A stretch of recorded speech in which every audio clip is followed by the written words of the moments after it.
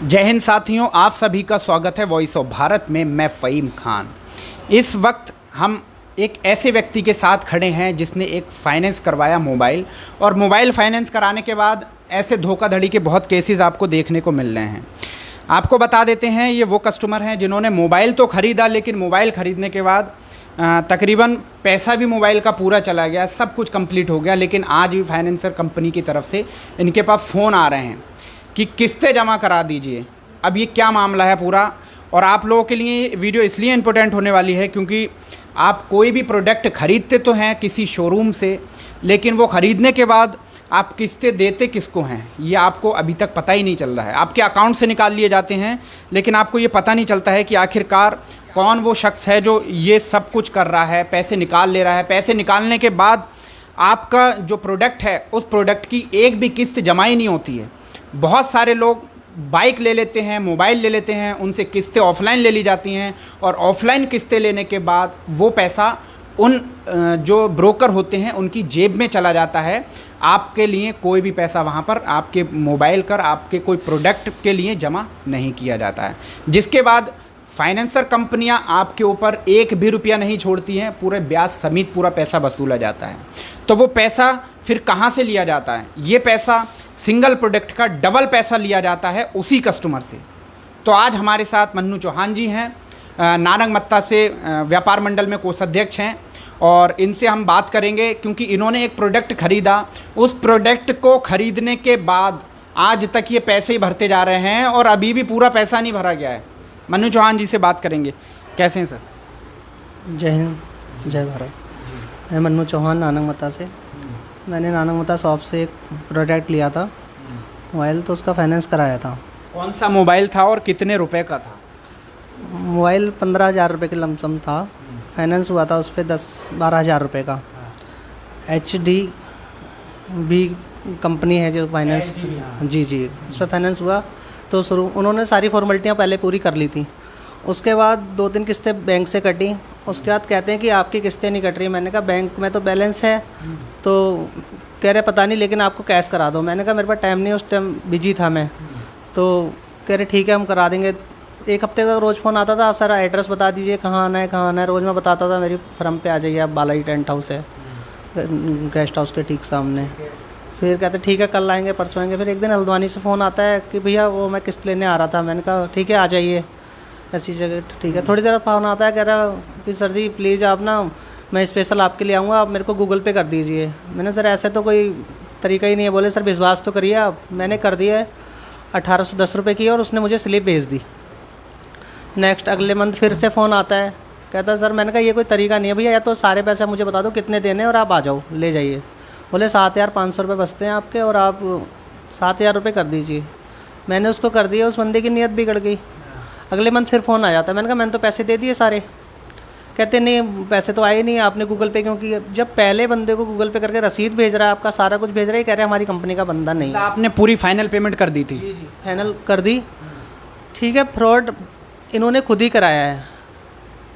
जब बैंक के कर्मचारी हैं उन लोगों ने खुद मिलके फ्रॉड करवाया? नहीं, अब जब शुरू से किस्त कट रही थी उसके बाद मेरे से सारे पैसे भी ले लिए, फिर दोबारा से बैंक से किस्त कैसे कटने लग गई भाई? तो फ्रॉड तो इन्होंने खुद का ही है ना। मैं खटीमा भी गया, वो वहाँ से बंदा कहता है सितारगंज जाओ, सितारगंज से नारंगमत्ता आएंगे बात करेंगे, मतलब मुझे चूतिया बनाते रहे। हल्द्वानी भी गया, फिर वो बंदे का इन्होंने पहले कहा कि हमें पता नहीं कहाँ है। जब मैंने 2-4 बार, फिर बोले वो बंदा मेरठ का रहने वाला है, उधर जाना पड़ेगा। मैं क्यों जाऊँगा भाई? तुमने रिज्यूम तो लिया होगा ना, अगर अपने आप पे किसी वर्कर को आप रख रहे हैं तो। ऐसे ही मुझे चूतिया बनाए जा रहे हैं। मैं तो चलो कोई बात नहीं, लेकिन इतने बहुत जो बंदे हैं जिनका शौक़ होता है फ़ोन लेने का, गरीब बंदे हैं, वो फाइनेंस ही तो कराते हैं, तो ऐसे उनके साथ तो बहुत फ्रॉड होता होगा।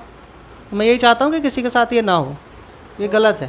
तो ये मन्नू चौहान पढ़े लिखे शिक्षित हैं, सबसे बड़ी बात ये है कि ये शिक्षित हैं, नारंगमत्ता व्यापार मंडल में कोषाध्यक्ष हैं। आखिरकार इन लोगों के साथ ऐसा हो रहा है तो सोचिए कि आखिरकार जो पढ़े लिखे लोग नहीं हैं, एक तबका ऐसा भी है जिसको ज्ञान नहीं होता है कि फाइनेंस कराने के बाद किस टाइप से ऑनलाइन पेमेंट ली जाएगी, ऑफलाइन ली जाएगी। आपसे ऑफलाइन पेमेंट ले करके ये अपनी जेबें भर रहे हैं, और ऑनलाइन पेमेंट के लिए जब आपको फ़ोन आएगा तो वो समझ लीजिए वो आपके अकाउंट में ही जमा हो रहा है, जो आपने प्रोडक्ट लिया है उसमें जमा हो रहा है। और सिर्फ ये बहुत सारी कंपनियाँ, मुझे ऐसा लगता है कि अपने फर्जी डॉक्यूमेंट बना करके ये सिर्फ और सिर्फ ठगी का काम कर रही हैं, क्योंकि ऐसे बहुत सारे केसेस हमें दिन में फ़ोन आते हैं, कॉल्स आती हैं जिनकी वो लोग कहते हैं कि हमारी किस्त भी जमा हो गई, लेकिन पैसे ले लिए गए हैं लेकिन किस्त कोई भी जमा नहीं हो रही है, प्रोडक्ट की कीमत वही ली जा रही है, उसका दुगना ले लिया जा रहा है, ब्याज पे ब्याज लगाया जा रहा है, और अगर किस्त टूट जाती है तो उनके प्रोडक्ट को वापस ले लिया जाता है, चाहे बैंक। सारा ब्यौरा मेरे पास है, जिसने मैंने उसको जितना भी किया है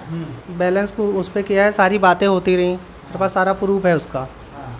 चौहान है लेकिन वो लड़का, लेकिन आगे पता नहीं क्या लगाता है। अच्छा, तो आपने पूरी पेमेंट कैसे कर दी कि जब उन्होंने कहा कि सर आपने पूछा कि आप मुझे टोटल बता दीजिए, मैं फाइनल कर दूंगा, तो आपने कैसे फाइनल कर दिया? उन्होंने कहा 7,500 होते हैं, चलो आप कैश करा अभी कर दोगे तो 500 रुपये की छूट आ जाएगी, ब्याज वाज जो भी होता होगा। तो 7,000 रुपये मैंने कर दिए उनको। उसके बाद फिर अगले मंथ आ जाता है, उसने वहाँ जमा ही नहीं किए होंगे। बस ये है कि मेरे को गूगल पे नहीं करने चाहिए था, बंदा तो आपका था ना, पहले उसने रसीद दी है ना मुझे 1800 कुछ रुपए की। अगर आप मेरी गलती ठहराते हो कि गूगल पे नहीं करना चाहिए ऐसे, तो ठीक है, लेकिन बंदा तो आपका था ना, पहले उसने कैसे स्लिप दे दी? तो हम तो विश्वास बना लिया ना उसने, तभी तो दिए हमने दोबारा पैसे। चलो फिर कोई बात नहीं। उसका दोबारा आपके बैंक से किस्त कटनी कैसे शुरू हो गई? पहले कट नहीं रही थी। गलती या तो तब हो ना कि हमारे बैंक में पैसा ना हो, बैलेंस ना हो, तब आप कह सकते हो ना ये चीज़ें। तो उसके बाद अपने आप किस्तें कटनी शुरू हो गई, फिर ये सुन नहीं रहे थे, हमने बैलेंस वहाँ से निकाल लिया। अब फ़ोन आ रहे हैं रोज़ की, वो सर किस्त जमा कराइए। आपके हिसाब से टोटल अमाउंट कितना चला गया है? मेरे तरफ से तो फाइनल हो गया है, मेरे को तो 3-4 महीनों से चूतिया बनाए पड़े हैं ये बेब। कंपनी क्या कह रही है, कितना पैसा रह गया है? कंपनी कहती है अभी 4 किस्तें रहती हैं, 3 किस्तें रहती हैं आपकी। कितने रुपए किस्त है? 1810 रुपये की।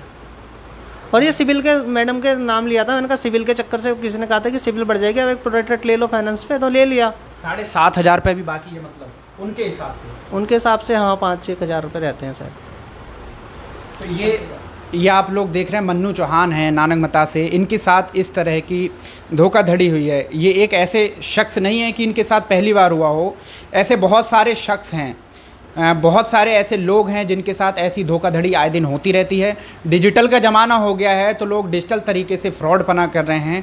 आखिरकार इन फाइनेंस कंपनियों पर कब कार्रवाई की जाएगी? आखिरकार इन लोगों की सुनवाई कब की जाएगी? ये लोग आते हैं बाज़ार में और अपना एक भरोसा बना करके लोगों को लूटना शुरू कर देते हैं। ये ऐसे कर्मचारी हैं। अब सबसे बड़ा सवाल ये हो रहा है कि जिन्होंने गाँव के लोग जो होते हैं वो नहीं कर पाते ना ये चीज़ें, उनको क्या पता क्या करना है। वो तो लोग 10 किस्तों की जगह तो 15 ले रहे हो, है ही नहीं उनके पास लिखा तुखत कुछ भी। और ये बहुत होता है ऐसे ही कि कैश लेने आ रहे हैं, कभी बैंक से कटना है, बहुत फ्रॉड कर रहे हैं। मेरे यहाँ वर्कर हैं 2-3, उनके साथ भी यही हुआ है। तो आप क्या चाहते हैं?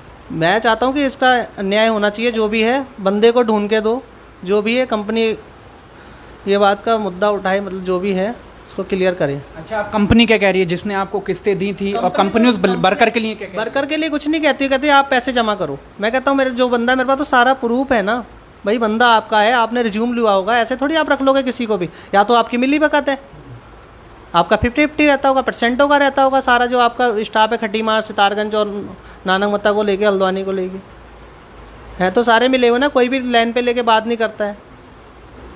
मुझे भेज दिया जाता है खटीमा चाहिए, आप सितारगंज जाइए, कि हम नानकमता आएंगे। कितने टाइम से हो रहा है आपके साथ? 4 महीने हो गए। 4 महीने से फ्रॉड हो रहा है। लोन बंद करवा दिए 4 महीने? हाँ जी। ये 4 महीने पहले ही पेमेंट फाइनल हो गई, लेकिन फ़ोन इनके पास आज भी आ रहे हैं। तो क्या आपको भी लगता है कि इस टाइप के केसेस ज़्यादा बढ़ गए हैं और भारत सरकार को हमारी ध्यान देना चाहिए, पुलिस प्रशासन को इन चीज़ों पर ध्यान देना चाहिए? तो हमें कमेंट करके ज़रूर बताएं। मन्नू चौहान नानकमत्ता से व्यापार मंडल के कोषाध्यक्ष हैं, और इनके साथ जब ऐसी घटना हुई है तो सोचिए कि आम जनता के साथ, गरीब परिवारों के साथ, जो 2-2 रुपये जोड़ करके कोई प्रोडक्ट ख़रीदते हैं, कोई प्रोडक्ट ख़रीदने के बाद उनकी किस्तें तो वसूली जाती हैं, लेकिन वो उस प्रोडक्ट की कीमत के लिए नहीं प्लस होती हैं। यानी कि जो पैसा जमा होता है वो उस प्रोडक्ट के लिए जमा नहीं होता है, वो पैसा सिर्फ़ और सिर्फ उन ब्रोकर्स की जेब में जा रहा है। तो आखिरकार इसमें क्या सच्चाई है, इस पर पुलिस प्रशासन को जांच करनी चाहिए। और ऐसी कंपनियां जो अपने पैर पसारती हुई दिख रही हैं, भारत सरकार को उनके ऊपर स्ट्रिक्टली एक्शन लेना चाहिए। ये टीम वॉइस ऑफ भारत की तरफ से रिक्वेस्ट है। ज़्यादा से ज़्यादा वीडियो को शेयर करें। सहयोगी नदीम के साथ फ़हीम खान, नानकमता।